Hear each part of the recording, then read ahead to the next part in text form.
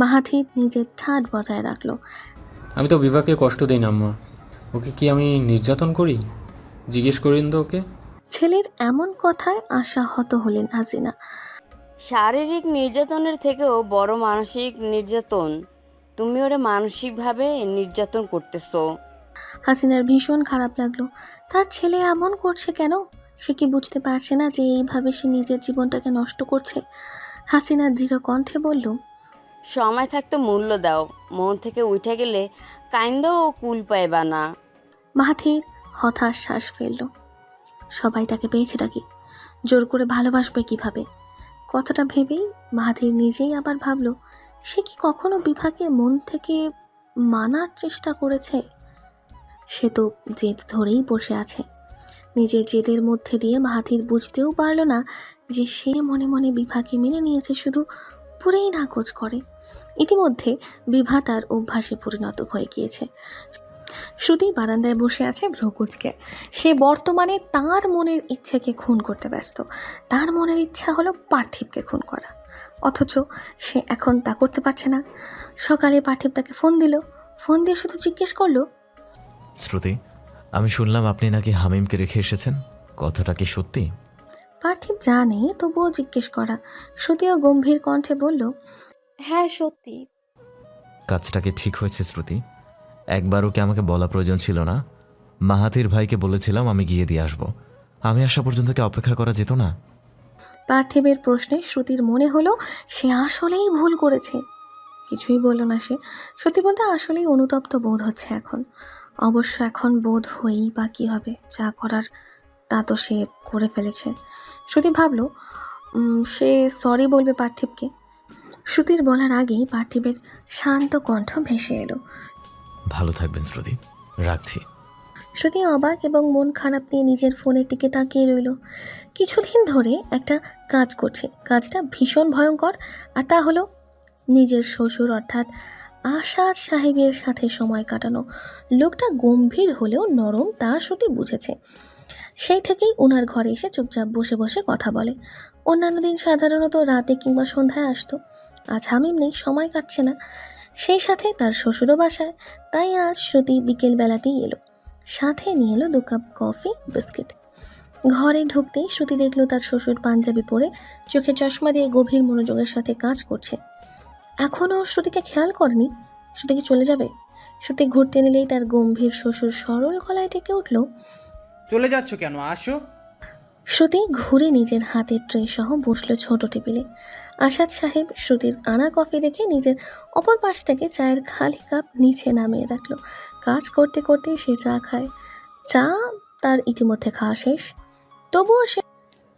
তবুও সে শ্রুতিকে কিছু বলল না। মেয়েটা শখ করে তার জন্য এনেছে, তার বাবা হিসেবে তার খাওয়া উচিত।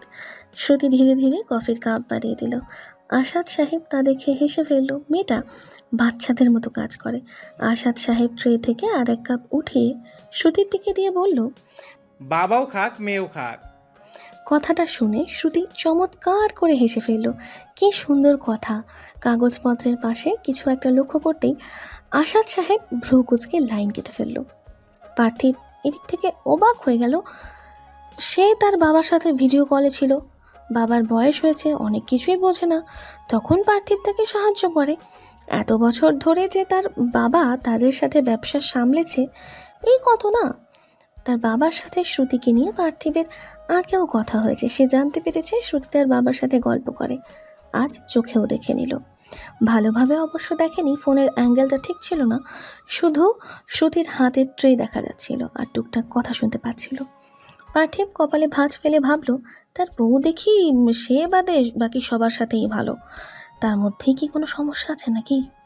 আসাদ সাহেব কফি খেতে খেতে টুকটাক গল্প করতে লাগলেন। গল্পের মাঝেই আসাদ সাহেব বললেন, ভালো কথা মা, তোমার বাবা আসছে কয়েকদিনের মধ্যেই। শুনে শ্রুতির ভালো মনটা খারাপ হয়ে গেল। বুঝল না শ্বশুরের কথা, ফট করে বলে দিল, তার আসার কি দরকার? উকুড়াও কণ্ঠে নয়, সাধারণভাবেই প্রশ্ন করল শ্রুতি। আসাদ সাহেব বলতে লাগলেন, বিয়ে আসবে আসলে বিজনেসের ব্যাপারে, অনেক বড় একটা প্রজেক্ট। এই প্রজেক্টের ব্যাপারেই তার সাথে আমার পরিচয় হয়। তবে এতদিন শুরু করা হয়নি, কিছুদিন পর থেকে শুরু হবে। এই প্রজেক্টে 70% লাভ তোমার বাবার হবে। বাকি 20% আমার সহ কিছু কোম্পানির। শুনে কিছু বলল না, মনে মনে আঁটতে লাগলো কিভাবে তার বাবার বিরুদ্ধে নতুন ঝামেলা পাকানো যায়। সময় ভীষণ মূল্যবান। সময় কখনো কারোর জন্য থেমে থাকে না। ধনী গরিব সকলের ক্ষেত্রেই সময় ন্যায্য কাজ করে। পৃথিবীতে আপাত দৃষ্টিতে ধনীদের মূল্য বেশি, অথচ সময় ধনী গরিব মানে না। পৃথিবীতে কখনো এমন শোনা যায়নি যে কোনো বড় লোক অনন্তকাল বেঁচে আছে। আর এই পৃথিবীর বুকে যেমন গরিবের মৃত্যু আছে, তেমনি ধনীদেরও। সময় শুধু একা যায় না, নিয়ে যায় মানুষের সুখ, দুঃখের স্মৃতি, কখনো বা মানুষের জীবন। এই যেমন আজকের সময় নিয়ে গেছে আমিনা বেগমের জীবন। বিভা শ্রুতি বসে আছে আমিনা বেগমের মৃতদেহের সামনে। সকাল সকাল এমন খবরে দুই বোন চলে আসে। বিভার সাথে এসেছে মাহাথির। হাসিনা আসতে পারেনি, সিদ্দিক সাহেবের অসুস্থতা বেড়েছে, তাই তাকে হামিমকে দেখে রাখতে বলে এসেছে মাহাথির। শ্রুতির সাথে এসেছে তানহা বেগম, রুমা বেগম। বাকিরা কেউ বাড়িতে নেই। হিয়ার সাথে হিমেল গেছে তার শ্বশুর বাড়িতে, প্রভা প্রত্যাশা নানু বাড়িতে। পার্থিবের বাবা চাচা পার্থিব সবাই একসাথে আছে চট্টগ্রামে, তাই খবর পাওয়া মাত্রই শ্রুতিকে নিয়ে তানহা আর রুমা বেগম চলে এসেছে। বিভার নির্নিমেষ তাকিয়ে আছে তার দাদির ফ্যাকাশে চেহারায়। বারবার মনে পড়ছে 3 দিন আগের বলা কথাগুলো যেন কানে বেজে চলেছে। তার দাদি অসুস্থ, বিভা চাইলেও তার দাদিকে নিয়ে যেতে পারতো না, তাই ভেবেছিল শ্রুতি হামিমকে নিয়ে খুব দ্রুতই আসবে, কিন্তু তার দাদি তো তাকে সময়ই দিল না। বিভা শ্রুতির দিকে তাকালো, শ্রুতি দাদির বুকে মাথা দিয়ে চুপ করে আছে। বিভার বুকটা কেঁপে উঠল যেন। বিভা দাদির মাথার কাছে বসা ছিল, দাদির কানের কাছে গিয়ে ধীর কণ্ঠে বলল, দাদি আম্মু দেখো, তোমার শ্রুতি বুকে মাথা রেখে বসে আছে, চোখ খুলো না। তার দাদি চোখ খুলল না। বিভা জানে আর কখনো খুলবেও না, তবুও তার মন কেন চাইছে আর একবার মানুষটা চোখ খুলে তাকাক। বিভা নিজের চোখ বন্ধ করে ফেলল।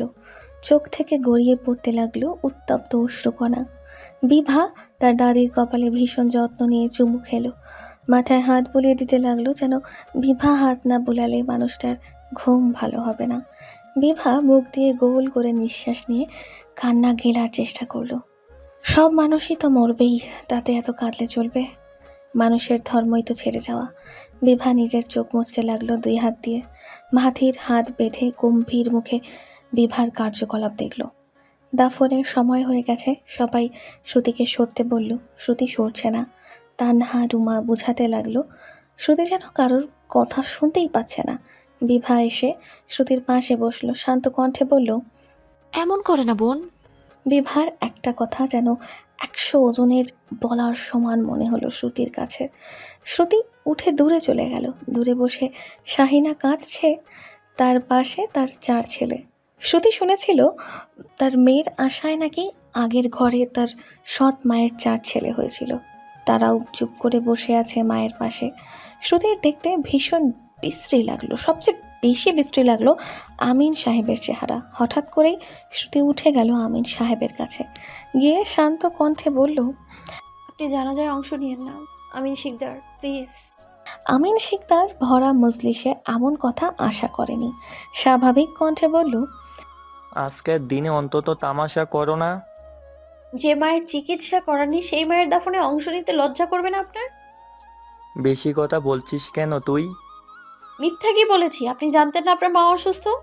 একবারও প্রয়োজন মনে হয়নি ডাক্তারের কাছে নিয়ে যাওয়ার? ছেলে হয়ে যখন দায়িত্ব পালন করেনি, তাহলে এখন দাফনও করতে হবে না আপনাকে। শাইনা, ওকে ঘরে নিয়ে যাও। আমিন সাহেব চেষ্টা করলেন বিষয়টা সামলানোর। শ্রুতি তা হতে দিল না, চিৎকার করে উঠল, কোথাও যাব না আমি। কেন চিকিৎসা করেননি বলুন? উত্তর দিন সবাইকে, সবাই জানো। আমিন সাহেবও আর নিজেকে সামলাতে পারল না। চিকিৎসা কেন করব আমি? ওনার একা ছেলে আমি, আর ছেলে নেই। সে না করলে আমার কি ঠেকা পড়েছে একা চিকিৎসা করানোর? আমার টাকা কি এতই সস্তা মনে হয়? গ্রামে থাকা চাষি ভাইয়ের সাথে নিজের তুলনা করছেন? যে ভাই কিনা নিজের পরিবারই ঠিকভাবে চালাতে পারে না, তার সাথে এত ছোট মন আপনার, আমিন শিকদার। ছি! বলেই থুথু ফেললো আমিন শিকদারের সামনে। আমিন শিকদার হতভম্ব হয়ে তাকিয়ে রইলেন। রাগে তার শরীর কাঁপতে লাগলো। অন্যদিকে সবাই চুপ করে বাবা আর মেয়ের কাহিনী দেখতে ব্যস্ত। বিভাও চুপ করে আছে, সে জানে সবই। তার দাদি অনেক বছর ধরেই অসুস্থ ছিল, তার দাদি নানা রোগে আক্রান্ত থাকতো। সে অনলাইন বিজনেস করে বছর 3 ধরে টাকা পাওয়ার পর অনেকবারই দাদিকে ডাক্তার দেখিয়েছে, ওষুধ এনে দিয়েছে, সাথে আমিন সাহেবও টাকা দিত। কিন্তু তার ভাই গ্রাম থেকে যত টাকা পাঠাতো ঠিক সেই পরিমাণেই আমিন সাহেবও দিত, না কম না বেশি। তার দাদিকে নিয়ে প্রথম প্রথম ডক্টর দেখাতে গেলেও পরে দাদিকে রাজি করাতে পারতো না বিভা। ডক্টরের নাম করলেই রাগারাগি শুরু করতো, চিৎকার চেঁচামেচি করে প্রেশার বেড়ে নতুন কাণ্ড। তবুও শেষ কয়েকদিন বিভা চেষ্টা করেছিল, তবে বিশেষ লাভ হয়নি। আমিন শিকদারকে প্রথম প্রথম বলতো, এরপর আর বলেনি। নোংরা মানুষটার সাথে কথা বলতে তার রুচিতে বাঁধে, তাই কথা বলা তো দূর, বিভা পারলে তাকায়ও না তার বাবার দিকে। সবার মধ্যে থাকা আমিন শিকদারের ভাইও মাথা নিচু করে ফেলল। তার মায়ের খবর শুনে সকাল সকালই স্ত্রীকে নিয়ে এসে পড়েছে সে, সন্তানদের আনেনি। এখন এসে ভাইয়ের এই ব্যবহারে তার মরে যেতে ইচ্ছে করছে। তার সাথে তার বড় ভাইয়ের তুলনা চলে? শ্রুতি আরও কিছু বলতে গেলেও অন্যান্য মহিলারা তাকে আটকে ফেলল। শ্রুতি চোখ ভরা অশ্রু নিয়ে কেবল বলল, আল্লাহ আপনাকে ছাড়বে না আমিন শিকদার, আল্লাহ আপনাকে ছাড়বে না, কখনো না। তানহা বেগম এবং রুমা বেগম ভীষণ অবাক হয়ে তাকিয়ে রইল। এরপর মাহাথির সহ বাড়ির সব ছেলেরা জানাজায় অংশ নিল। দাফনের পরই বিভা শ্রুতি সহ অন্যান্য আত্মীয় স্বজন বেরিয়ে গেল নিজেদের বাসার উদ্দেশ্যে। এই বাড়িতে থাকার অর্থ হয় না। বিভা যাওয়ার আগে তানহা বেগমকে বলতে ভুলল না, শ্রুতির একটু খেয়াল রাখবেন প্লিজ। বিভা বারান্দায় বসে আছে, একটু আগেই হামিমের সাথে কথা বলে এলো। হামিমকে যখন বলল যে দাদি নেই, মারা গেছে, তখন হামিম তেমন বিশেষ প্রতিক্রিয়া দিল না।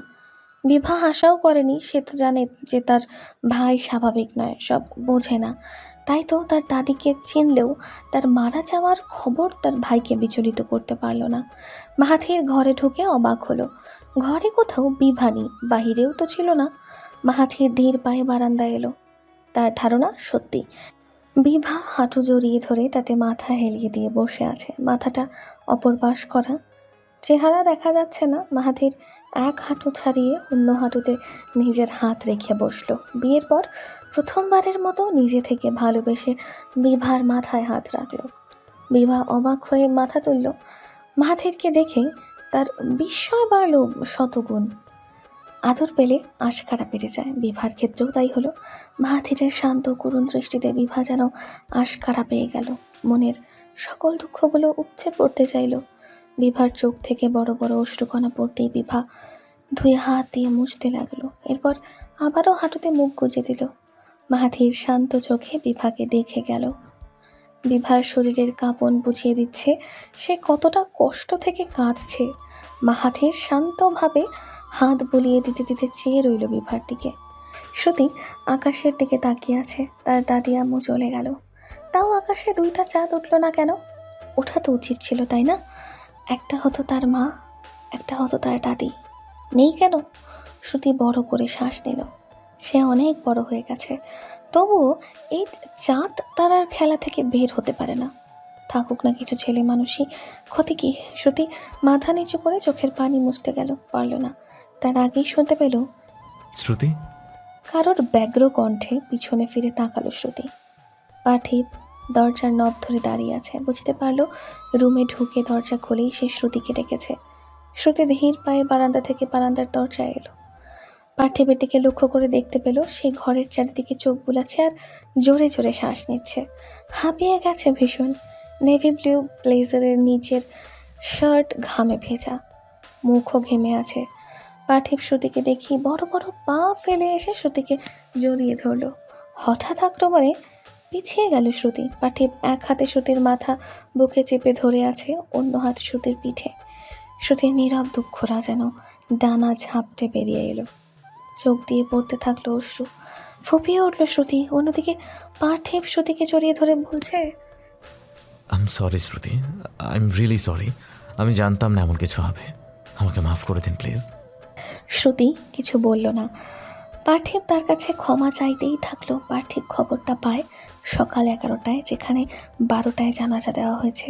তখন অনেক বেশি দেরি হয়ে যায়। এমার্জেন্সিভাবে আসার চেষ্টা করেছিল, সম্ভব হয়নি। আর এসেও সে জানাজায় অংশ নিতে পারতো না। তবুও চেষ্টা করেছে যথাসম্ভব দ্রুত চলে আসতে। পার্থিব শ্রুতিকে জড়িয়ে ধরে জোরে জোরে শ্বাস নিচ্ছে। শ্রুতির কাঁপনে বুঝতে পারলো মেয়েটার কাঁদতে কাঁদতে হিচকি উঠে গেছে। পার্থিব শ্রুতির সারা মুখে চুমু খেলো, কপালে চুমু খেয়ে আবারও জড়িয়ে ধরলো। পার্থিবের আদরে শ্রুতির কান্না থামার বদলে বাড়লো। শ্রুতি শান্ত হচ্ছে না। পার্থিব শ্রুতিকে বসিয়ে পানি খাওয়ালো, হিচকি তখনও থামেনি। পার্থিবের কাছে শ্রুতির এই অবস্থা দেখতে ভালো লাগছে না। সে বিছানায় বসে শ্রুতিকে আবারও নিজের বাহুতে আবদ্ধ করে নিল। কিছু সময় ওভাবেই অতিবাহিত হয়ে গেল। পার্থিবকে অবাক করে দিয়ে শ্রুতি পার্থিবের বুকেই ঘুমিয়ে পড়ল। পার্থিবও যত্নের সাথে আগলে রাখলো। মনে মনে ভীষণ আফসোস হলো, সে কাজের জন্য দূরে না থাকলে সে নিজেও জানাজায় অংশ নিতে পারত। তার দাদিকে যতটুকু দেখেছিল ভীষণ ভালো মানুষ ছিল তিনি, সাথে বেশ মজার। অল্প পরিচয়ই ভালো সাক্ষাৎ করে উঠেছিল। এরপর চোখের পলকে কোথায় দিয়ে 5.5 মাস পেরিয়ে গেল পার্থিব বুঝতে পারল না। মাঝে ফোনে কথা অবশ্য হয়েছে, তবুও দেখা তো হয়নি। তার উচিত ছিল দেখতে যাওয়া। ইস, বড্ড আফসোস হচ্ছে। আফসোস হয়েও উপায় নেই, মানুষটা চলে গেছে, আর ফিরবে না। একজন মানুষ চলে যাওয়ার পরে আফসোস ছাড়া আর কিছুই থাকে না। মির্জা গালিবের কাব্যানুবাদে একটা কথা আছে, সন্ধ্যা কাটে না অথচ বছর কেটে যায়। কথাটা হয়তো শতভাগ অংশে সত্যি। আমরা মানুষ প্রজাতিরা একটা সন্ধ্যার পার করতে হিমশিম খাই, কিভাবে সময় কাটাবো ভেবে উঠতে পারি না। অথচ কোথায় দিয়ে বছর চলে যাচ্ছে সেই খবরও আমাদের রাখা হয়ে ওঠে না। দিনের হিসাব করতে গেলে বোধহয় মিলাতেও পারবো না। আচ্ছা, কোথায় দিয়ে যায় সময়? এই যে পার হয়ে গেল 15 দিন চোখের পলকে। কাল বাদে পরশু বিভা মাহাতির শ্রুতি পার্থিবের বিয়ের 6 মাস পড়বে, অথচ ভাবতে গেলে মনে হয় 2 দিন আগে না বিয়ে হলো। মাহাতির বের হলো অফিস থেকে, তাকে কিছুটা উদাসীন দেখাচ্ছে। মাহাথির বের হলো অফিস থেকে, তাকে কিছুটা উদাসীন দেখাচ্ছে, সাথে চিন্তিত। মাহাথির অফিস থেকে বের হয়েই এদিক ওদিক তাকিতুকি করতে লাগলো। কাঙ্ক্ষিত জিনিসটা হয়তো পেল। বড় বড় পা ফেলে এগিয়ে গেল শপে। আশেপাশে আর কোনো দোকান নেই এখানে। তাছাড়া তার বাড়ির সামনে থেকে যে কিনবে সেখানেও নেই। মাহাথির শপ থেকে 1 বক্স আইসক্রিম কিনে ফেললো। আইসক্রিম কিনে কপালের ভাঁজ আরও দৃঢ়ভাবে ফেললো। বিভা কি চকলেট ফ্লেভার পছন্দ করে আদৌ? মাহাথির বক্সের দিকে তাকালে দেখলো সেখানে 2টো ফ্লেভারের ক্রিম মিক্স করা আইসক্রিম, অর্ধেক চকলেট অর্ধেক মিল্ক ফ্লেভার, উপরের ছোট ছোট চকলেট চিপস। মাহাথির পকেট থেকে মানি ব্যাগ বের করে দেখলো পকেটে আরও 300 টাকা অবশিষ্ট আছে। সে ঘুরে যেতে নিলেই শুনতে পেল, আইসক্রিমের বক্স বুঝি আমার জন্য কিনলি? মাহাথির পাশে তাকিয়ে কিছুটা হকচকিয়ে গেল। আনাস কখন এলো? সে নিজের মনের ভাবটা গলায় প্রকাশ করলো, তুই বাড়ি যাসনি? যাইনি। আসলে আমার বন্ধুকে কোন ভূতে ধরলো সেটা দেখতেই এসেছিলাম। তুই কবে থেকে আইসক্রিম খাওয়া শুরু করলি মাহাথির? আইসক্রিম খেলে না তোর ঠান্ডা লাগে? মাহাথির চুপ করে গেল, পলক ফেললো বার কয়েক। এই আনাস কতক্ষণ ধরে তাকে লক্ষ্য করছে। সে আনাসকে লক্ষ্য করলো না কেন? সে কি এতই উদাসীন ছিল? একদম দিন ধনিয়া ভুলে যাওয়ার মতো উদাসীন। কিন্তু কার জন্য? বিভার জন্য? কি রে বল। আমি বিভার জন্য নিলাম আর কি। বাসায় একা মেয়ে মানুষ, খাবে আর কি। মাহাথির কি বলবে ভেবে পেল না। মাথা এদিক ওদিক ঘুরিয়ে থেমে থেমে অগোছালো কথা দিয়ে নিজের উত্তর শেষ করলো। সে মিথ্যা বলতে পারে না। তার মুখ দিয়ে মিথ্যা বের হতে গেলে সত্যরা প্রতিযোগিতা করে আগে বের হয়ে যায়। ঠিক যেমনটা এখন হলো। হামিম উচ্চারণ করতে গিয়েও বিভা উচ্চারণ করে ফেলল। মাহাথির চারিদিক তাকিতুকি করে উসখুস করতে লাগলো। আনাস মাহাথিরের অবস্থা দেখে অন্যদিকে তাকিয়ে মুখ হাঁ করে 2 হাত দিয়ে নিজের গাল চেপে ধরল। উদ্দেশ্য নিজের হাসি থামানো। নিজেকে স্বাভাবিক করে মাহাথিরের দিকে ফিরল আনাস। নিজের সাথে যুদ্ধ করে কেবল মুখ দিয়ে বের করলো, ও আচ্ছা। কথা বলতে গেলেই হাসি বের হচ্ছে। মহা ঝামেলায় পড়লো তো আনাস। আনাস নিজের হাসি প্রকাশ করে মাহাথিরকে অস্বস্তি দিতে চাচ্ছে না, নিজের হাসিও আটকাতে পারছে না। তাই বলল, বন্ধু বাড়ি গেলাম। মাহাথির মাথা নেড়ে সায় দিয়ে অন্যদিকে ঘুরল। আনাস তা দেখে বলল, কি রে, ওইদিকে আবার কই যাস? মাহাথির আগের মতোই অস্বস্তি নিয়ে নিজের হাত উঁচু করে বক্স দেখিয়ে বলল, স্ট্রবেরি ফ্লেভার কিনতে যাচ্ছি।